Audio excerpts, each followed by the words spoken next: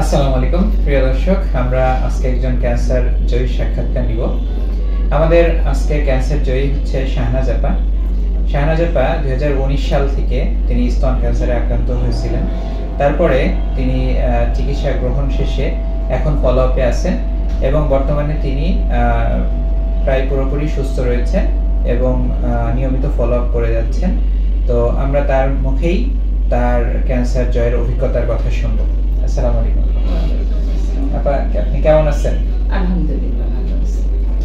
প্রথমে যখন আপনার ক্যান্সারের কথা যখন শুনলেন তখন আপনার অবস্থা কেমন ছিল? তখন তো ভয় পেয়ে গেছিলাম যে ক্যান্সার, তো দেখি আশেপাশে যে ক্যান্সার হলে মানুষ মারা যায় এরকম আতঙ্ক হয়। তো আমার চিকিৎসাটা অবশ্য খুব তাড়াতাড়ি আমি শুরু করছিলাম, ধরা পড়ার পরপরই আমার চিকিৎসা শুরু করছিলাম। তারপরে তো আল্লাহর রহমতে সব চিকিৎসা শেষ করছি। এখন ওষুধ চলতেছে, নিয়মিত ওষুধ খাই, হচ্ছে ডাক্তার যেভাবে বলে সেভাবে চলার চেষ্টা করছি। এখন আমি ভালো আছি। আপনার মানে এখন কি আবার আগের মতো কি স্বাভাবিক জীবনে আছেন? হ্যাঁ, আমি এখন সংসারের সব কাজ করতে পারি। বাচ্চা বড় হয়ে গেছে যদিও, তারও তো দেখাশোনা করা লাগে, সংসারের কাজ, রান্না বাড়া আমি সবই করি। তাহলে আপনি একজন প্রোডাক্টিভ মানুষ এবং আপনি মানে পরিবার বা সমাজের বোঝা হিসেবে না, আমি দায়িত্ব পালন করে যাচ্ছেন। আমার দায়িত্ব আমি পালন করতে পারছি। আলহামদুলিল্লাহ, আমি আমার দায়িত্ব পালন করতে পারছি। হ্যাঁ, তাহলে সাধারণ মানুষের উদ্দেশ্যে আপনার পরামর্শ কি থাকবে? সাধারণ মানুষকে আমি এটাই বলবো যে ক্যান্সার শুনে আতঙ্কিত হওয়ার কিছু নেই। ডাক্তাররা যেভাবে বলবে সেভাবে মানে চিকিৎসা করলে ক্যান্সার ভালো হয়।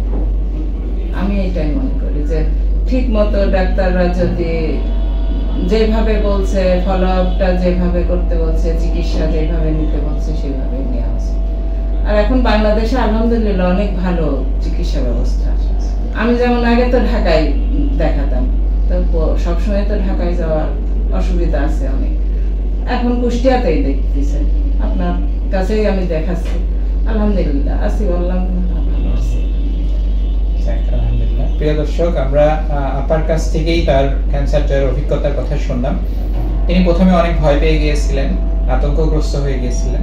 তারপরে দ্রুত চিকিৎসার মাধ্যমে তিনি বর্তমানে সুস্থ স্বাভাবিক জীবনে আবারও ফিরে গিয়েছেন।